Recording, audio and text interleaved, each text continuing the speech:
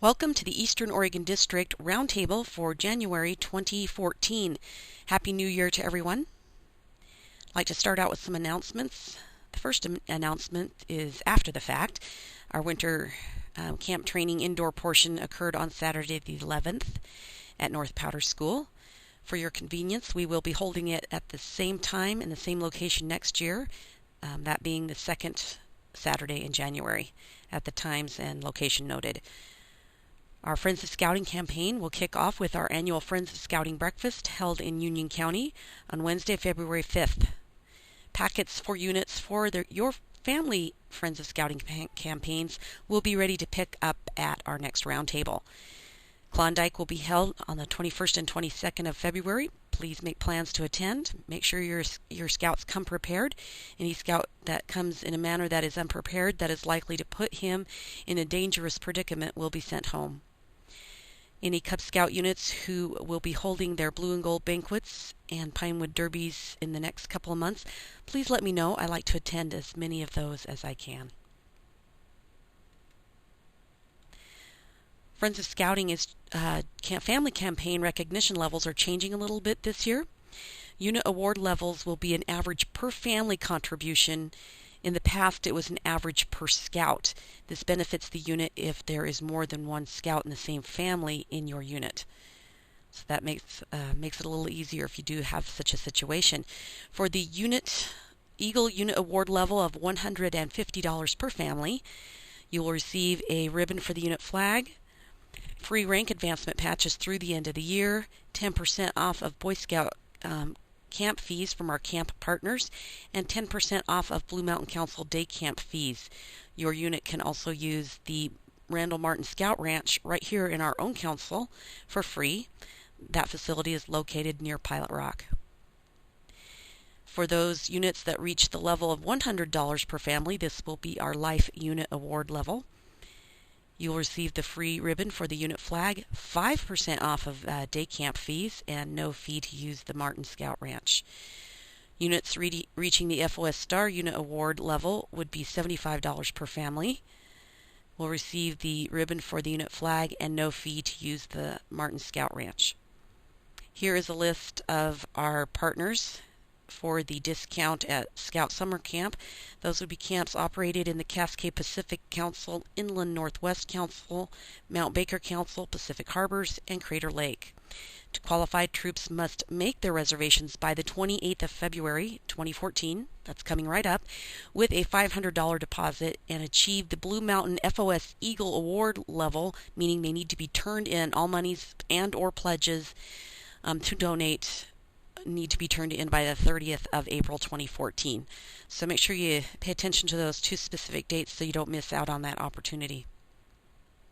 So here's how it breaks down. You take the number of families in your unit, times it by the goal that you would like to achieve, and that tells you how much money it is that you are trying to raise as a unit for our District Family FOS campaign. If you have any questions about this, don't hesitate to contact me. The Big Rock. It's now time for the Big Rock section of our roundtable. Question is, which of the following organizations chartered the most traditional scouting units in 2011? A. Civic, B. Religious, C. Educational. If you answered B. Religious, you would be correct at 69%. We're talking about that because we are talking about religious recognition awards. I realize this picture isn't very clear. You can go onto Scouting's website and look at a clearer image of this, and we'll show you the different awards that are available to be used for recognition of religious achievements in the different religious charter partners. Each charter partner has its own program that it requires of its scouts to earn the award. The BSA is a faith-based organization, which is why we include the religious award. You can see it throughout Cub Scouting in the handbooks. And certainly you can see it in the Scout Oath where we say to do my duty to God. And the 12th point in the Scout Law is a Scout is reverent. Benefits of earning those religious awards. It helps with character development, one of the 3 purposes of Scouting. Strengthens family ties through family involvement. strengthens the Scouts' religious ties through guided exploration and learning, provides opportunity for leadership positions such as chaplain aide in the troops, and may lead to a faith-based career such as a pastor, priest, and so forth. Religious awards are sanctioned by the BSA and allowed to be worn on the uniform, but are not technically Scouting awards. Religious awards are confirmed by the religious leaders. Moving on now to tips for troop meetings. Guidelines for successful troop meetings. Take a moment now to pause the video and read over these. When you're done, go ahead and push play and we'll continue on.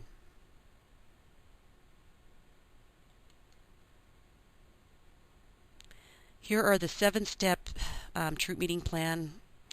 You have a pre-opening, opening, skills instructions, patrol meetings, inter-patrol activity, closing with your Scout Master's Minute, and then you have your after the meeting of your key leadership.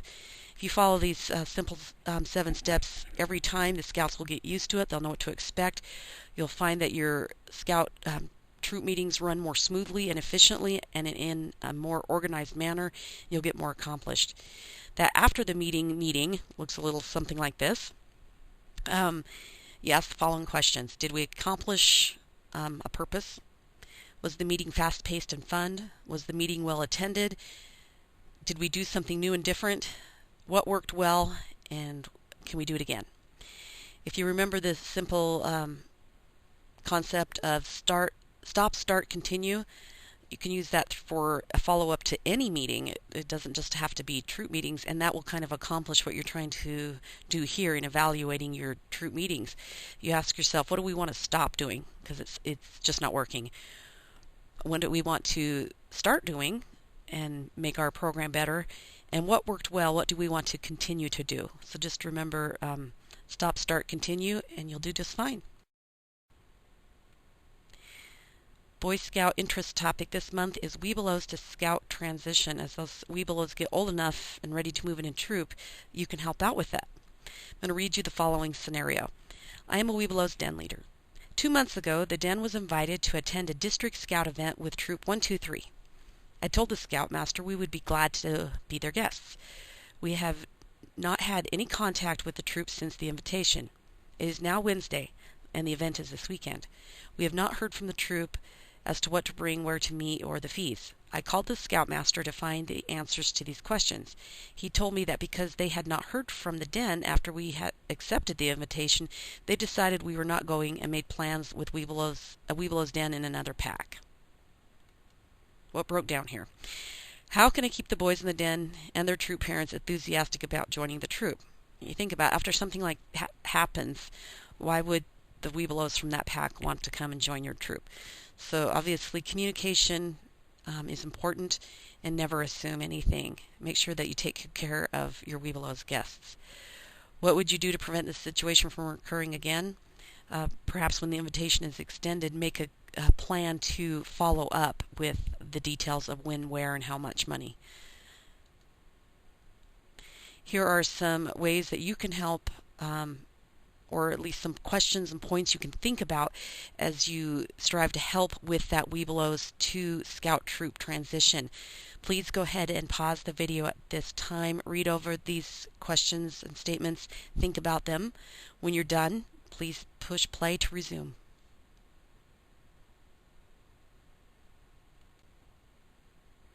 Program feature of the month for January, it's winter camping. That's the theme for this month, since we had our winter camp training this month and Klondike is coming up. Now, as you move forward into Klondike, think about the following scouting outcomes. Beyond just trying to make it through the night without freezing to death, or at least getting a couple hours of sleep, there are some more outcomes to Klondike beyond that. We would hope that the scouts would gain the knowledge and skills to be comfortable camping in the winter, a sense of communion with nature and God, a greater respect for the outdoors and the resourcefulness in learning to deal with difficulties, increased self-confidence, esprit de corps from having worked together to meet the challenges the elements present, and I'd like to add the challenges that the Klondike director presents as he comes up with his activities. Klondike's theme this year is Knights of the Roundtable. like to conclude this roundtable with the Commissioner's Minute. It's called Moving On. As you know, on January 1st, or maybe you don't know, the change in the BSA membership standards went into effect, wherein Scouts, regardless of their sexual orientation, can be enrolled into the Scouting program. It is important to note, however, that all Scouts are expected to obey the Scout law and oath and to keep themselves morally straight. Any activity on a sexual level, inside or outside the troop, would disqualify the Scout from participating in the unit. So keep that in mind. That has always been the policy of the BSA. It has not changed with this change in membership standards. So again, just go forward. We're moving on. If you have a parent that is concerned that boys who have same-gender attraction are being admitted into your troop, if there are parents that are concerned with that and perhaps don't want their Scout to be in your troop anymore or even be involved in Scouting, please respect that decision. That's their prerogative. That's their family values. But you might want to include the following statement. Scouting is for all boys. Period. Scouting does a tremendous thing for boys, and it has nothing to do with sexual orientation. It's about leading our youth into tomorrow and preparing them to be contributing citizens and to be responsible, to be self-led, and to be able to lead others. And sexual orientation has absolutely nothing to do with that. So that might be something you could share. But again, it's important to be respectful of others' viewpoints. If you have any questions or have any concerns regarding the change in membership standards, or you come across someone who does and you would like to direct them to me, that is just fine. I look forward to our roundtable next month in February. I am looking forward to Klondike and Blue and Golds, and I wish you happy Scouting.